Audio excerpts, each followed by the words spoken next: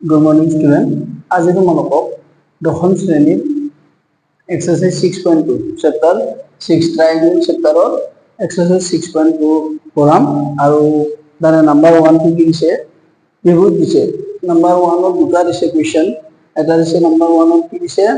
ABC ত্ৰিভুজৰ DE parallel BC AD equal 1.5 cm BD equal 3 cm AE equal 1 cm EC equal 11 तो तुम्हार की है A B C ত্ৰিভুজৰ solution number 1 और number 2 কি দিছে তোমার AD ভ্যালু ওলাব দিছে BD ইকুয়াল 7.2 cm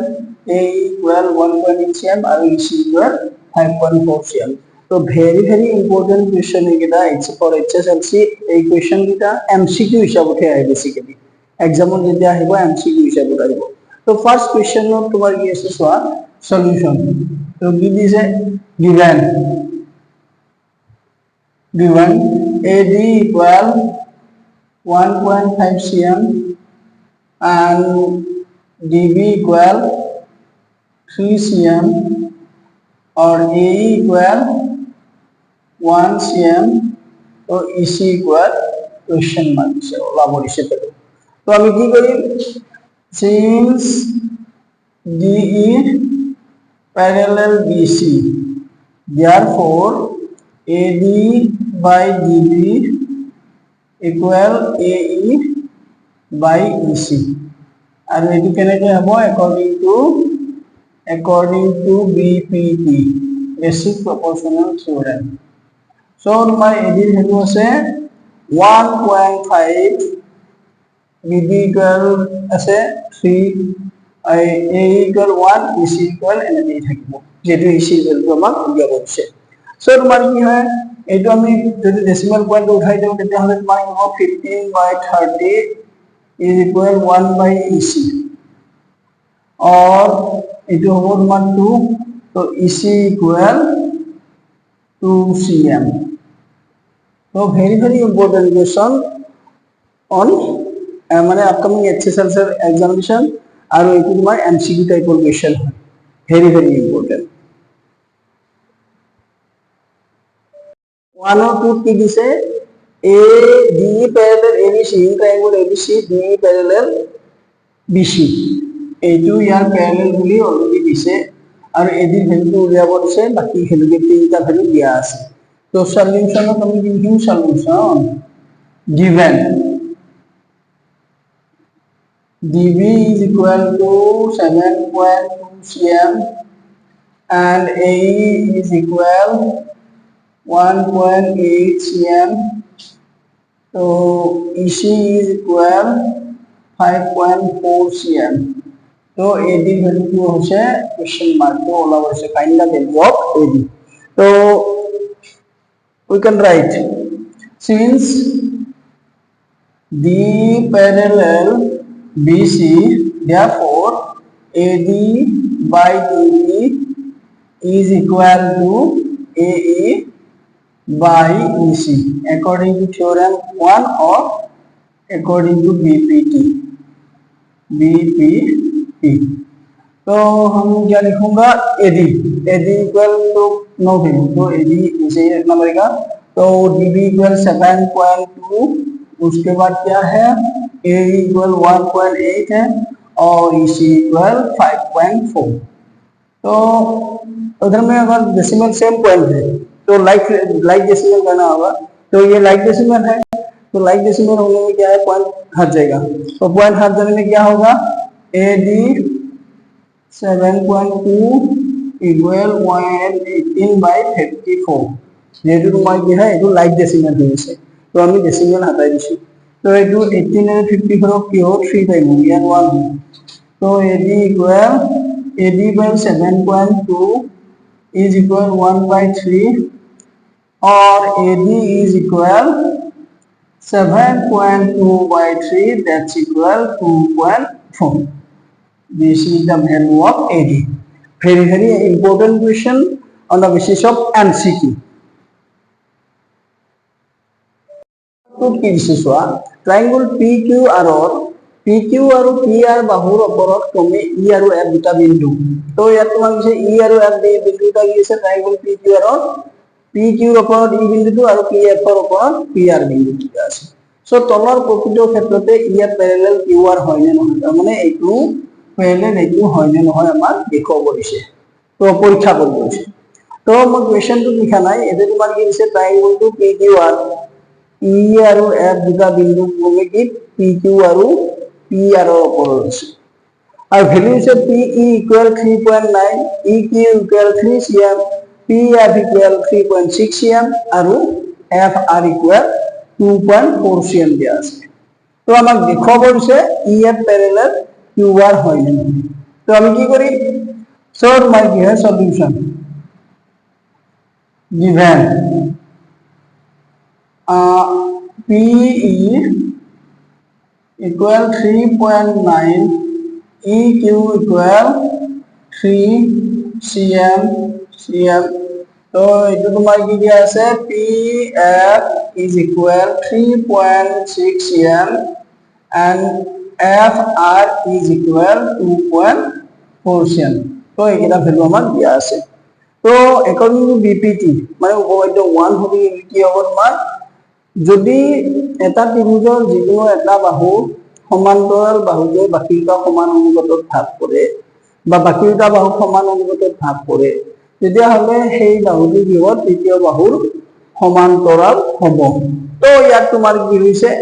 তো এই অনুপাত দুটা PE by EQ আৰু PF by FR এইটা সমান হয় নে নহয় আমি পৰীক্ষা কৰিম তো সমান হয় আমি কেনে গম পাম তো নাও PE by EQ equal hobo 3.9 by 3 that's equal 1.3 तो 1.3 हो আকৌ তোমাৰ কি है PF by FR is equal hobo 3.6 2.4 3.6 by 2.4 হলে তোমাৰ কি হবো 36 by 24 तो 12 है इटू যাব 2 टाइम इटू যাব 3 टाइम तो 3 by 2 that's equal 1.5 so এতিয়া চোৱা PE by EQ পাইছো 1.3 আৰু PF by FR পাইছো আমি 1.5 since PE by EQ not equal PF by FR তো তোমাৰ কি হ'ব EF QR ৰ সমান্তৰাল নহয় তো তোমাৰ কি হ'ব EF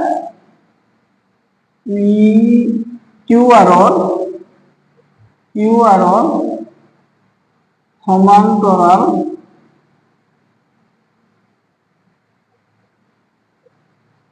নহয় তো এইটো হ'ব ইয়াৰে সলিউশন এইটোৱে দিছে নাম্বাৰ 2 তোমাৰ কি है একেই ত্ৰিভুজ কেবল ভ্যালু কেইটা এবাৰ চেঞ্জ কৰি দিছে তো ভ্যালু কি কি দিছে তোমাৰ PE equal 4 cm EQ equal 4.5 cm PF equal 8 cm আৰু FR is equal to 9 cm তো আমি কি কৰিম সলিউশন তো given PE equal 4 cm EQ is equal to 4.5 cm PF is equal 8 cm and FR is equal 9 cm now PE by EQ is equal 4 by 4.5 that's equal 40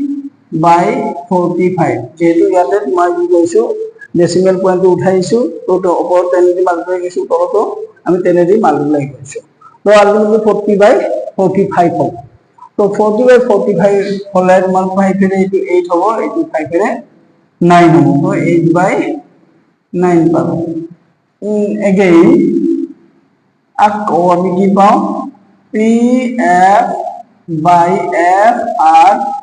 is equal 8 by 9 else what PE by EQ is equal 8 by 9 and PF by FR is equal 8 by 9 so since PE by EQ equal PF by FR equal 8 by 9 therefore যেহেতু তোমাৰ কি হয় অনুপাত দুটা সমান হৈছে গতিকে তোমাৰ কি হ'ব EF parallel QR হয় তো ভেৰিফাইড এনসাৰটো ভেৰিফাইড কৰা হল এইটো প্ৰথমতে আমি ৰেশিও দুটা ওলাই লৈছো যেহেতু ৰেশিও দুটা ইকুৱেল পাইছো তেতিয়াহ'লে তোমাৰ কি হ'ব এইটো আন্ডাৰ বিপিটি আহি গ'ল আৰু আন্ডাৰ বিপিটি হোৱাৰ লগে লগে তোমাৰ কি হ'ব EF parallel QR এইটো আমি পাই এইবাৰ নাম্বাৰ 3 1 আৰু 2 নাম্বাৰ 3 তে তোমাৰ কি দিছে ট্ৰায়াঙ্গল সেম দিছে EF আৰু F EF টো প্যাৰালাল হইলে নহয় আমাৰ কি কৰিব আছে প্ৰুভ কৰিব আছে তো এনেকুৱা টাইপৰ আমি কি কৰি এটা কন্ডিশন দিছিল যে PQ দিছে আৰু PE দিছে কিন্তু PQ ৰ ভ্যালু দিয়া নাই PR দিছে আৰু PR দিছে কিন্তু PF আৰু ভ্যালু দিয়া নাই সো আমি ওলাই লব পাৰো বা ডাইৰেক্ট এই দুটা ৰেশিও ওলাব পাৰো যেনেকৈ ইজি পাৰো এনেকৈ কৰিব পাৰা তোমাক সো তোমাৰ কি হয় গিভেন সলিউশন তুমি কি given PQ is equal 1.28 cm and PE is equal 0.18 cm so तुम्हारा ये वो EQ is equal 1.10 cm itu again तुम्हारा ये से PR is equal 2.56 cm तो PF is equal about 0.36 cm तो FR is equal ये वो 0 तो ये होगा 5 minus 3 equal होगा 2 और 2 तो 2.20 cm এতিয়া আমি কি কৰিম ৰেশিও দুটা ওলাই লম আগৰ গিটাৰ দৰে তো PE by now PE by EQ is equal 0.18 by 1.10 that's equal 18 by 110 এনেকৈ ৰাখিব পাৰো যেহেতু লাইক ডেসিমেল আছে ডেসিমেল পইণ্টটো হটাই দিছো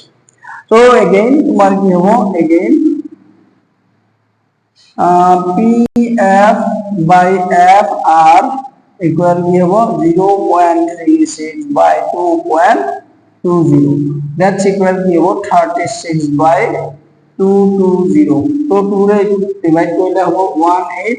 এটো 2 ৰে ডিভাইড কৰিলে 110 তো 18 by 110 so PE by EQ is equal to 18 by 110 and PF by FR is also equal to 18 by 110 since ratios are equal since PE by EQ equal PF by FR therefore EF parallel UR so hobo hence verified তার মানে কি হ'ব ratio দুটা আমি equal পাইছো আৰু যদি ratio দুটা ইকুয়াল হয় তেতিয়াহলে BPT is fulfil and that's why EF parallel UR এইটো এটা one of best important question for HSLC যদি LM parallel CD LM parallel CD আৰু LN parallel CD to prove that প্ৰমাণ কৰিব লাগে AM by AB is equal AM by AD আমি prove কৰিব লাগে চিত্ৰত অলৰেডি এটো দিয়াই থাকিব পৰীক্ষা তো তোমাৰ কি হ'ব সলিউশন আমি কি কৰিম তো given কি দিয়া আছে LM parallel CB and আৰু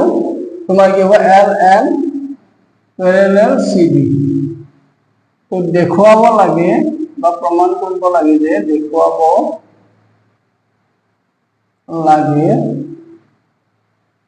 যে AM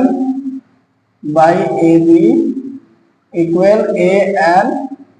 by AD এইটো আমি দেখুৱাব লাগে সো তোমাৰ কি হয় আমি প্ৰথম ট্ৰায়াঙ্গল এইটো লম ABC এই ট্ৰায়াঙ্গলটো লম তো প্রমাণত আমি কি লিখিম প্রথম LM parallel CB বা এটো প্রথম লিখো ডাইরেক্ট ABC in triangle তো ত্রিভুজ ABC ABC LM parallel CB ABC এই ট্রায়াঙ্গেলটো LM parallel CB দিয়া আছে তো given তো তোমার কি হবে যদি প্যারালাল হয় তাহলে তোমার কি হবে AM by AL is equal AM by MB is equal AL by LC এটু আমার হই গল এটু তোমার কি হবে অ্যাকর্ডিং টু বিপিটি বা থিওরেম 1 অ্যাকর্ডিং টু থিওরেম 1 জেনে লিখব পারো বা বিপিটি হিসাবে লিখিত অ্যাকর্ডিং টু বিপিটি এটু আমি লিখিব বইয়ের নাম্বার 1 এটু আকৌ এবার তুমি কি লিখিম ত্রিভুজ ABC এই ABC ত্রিভুজটো কম প্রথম হলো ABC এবার আমি কি লিখিম আকৌ again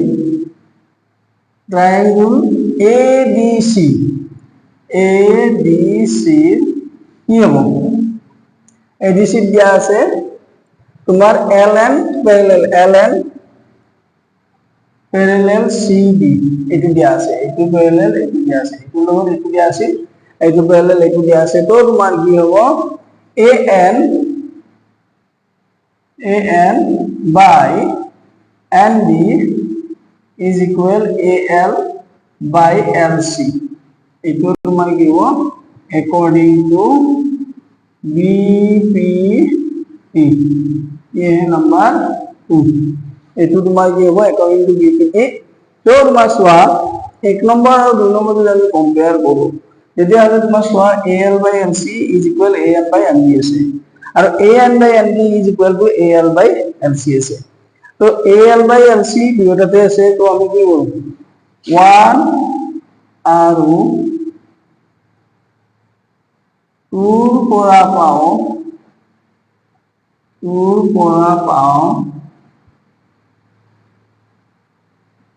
কি পাও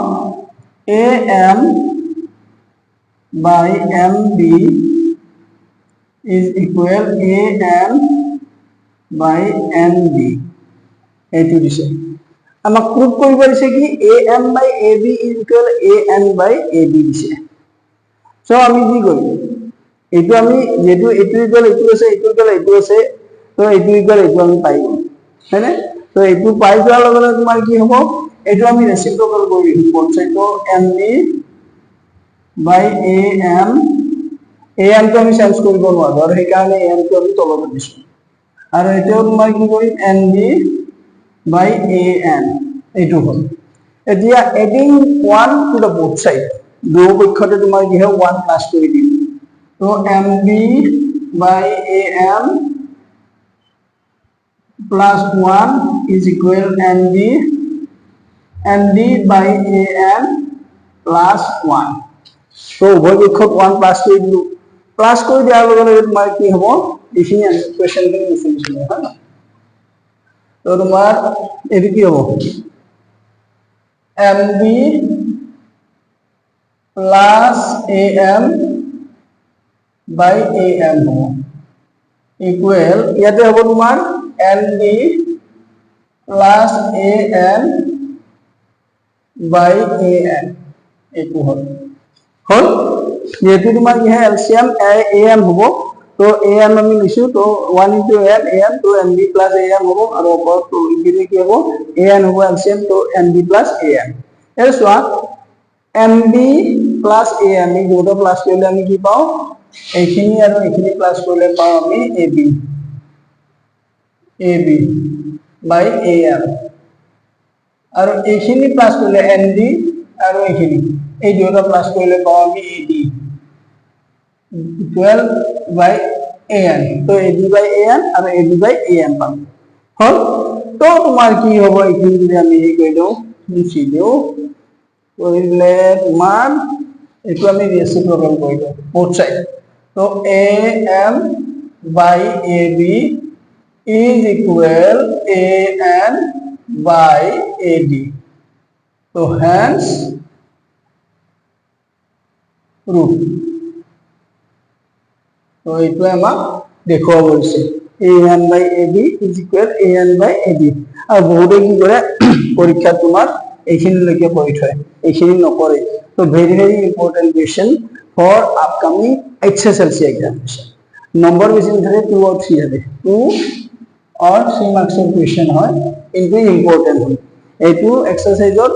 দুটা কমন থাকেই 100%